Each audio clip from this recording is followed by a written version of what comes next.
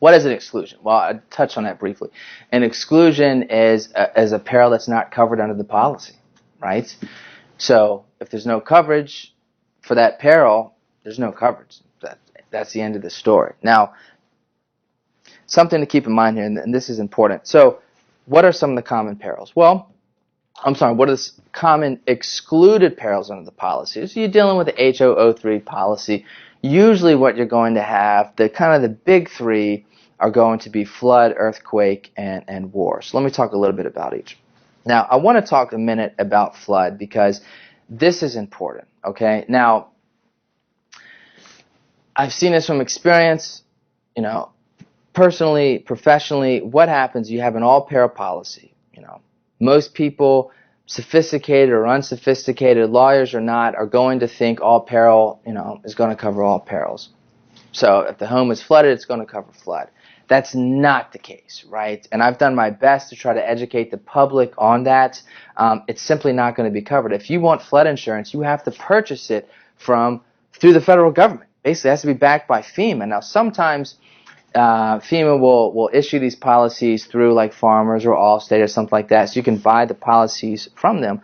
But you have to understand, it's a separate policy, right? It'll never, ever, ever be included under your homeowner's policy. It's a standard black letter exclusion, okay? So if you want flood coverage, you have to go out and buy a flood policy, all right?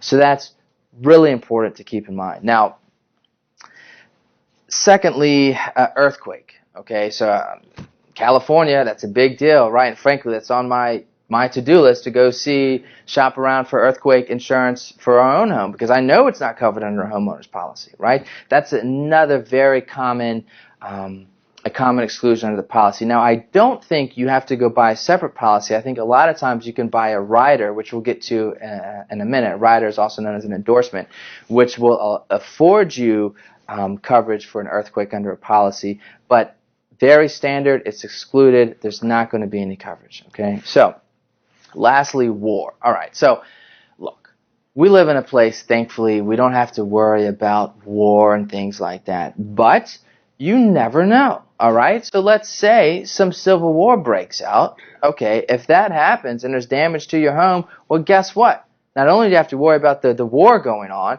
but there's no coverage, okay? Now, frankly, you're probably never going to see that, thankfully, but just remember that these are very standard exclusions: flood, earthquake, and war, that are simply not going to be covered. All right. Now, few more pieces of information to keep in mind when you're dealing with exclusions. One is that the insurance company bears the burden of proving that an exclusion applies, right? And so that's important.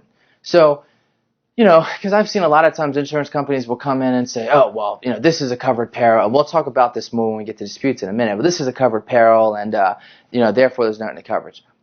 Well, you push back a little bit. You got to do a little bit better than that, right? They have the affirmative burden to show, right? And you'll see this play out when we talk about Hurricane Katrina in a minute.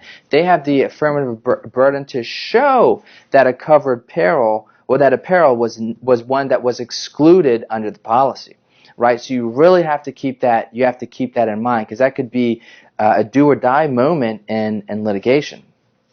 Secondly, there's a lot of misinformation about exclusions for the reason I just talked about. You hear words like all perils, and there'll be coverage for water damage, but that doesn't include flood, and so it's really important for yourself and for your clients, if you're into this type of work, to understand what is included and what is excluded under a policy.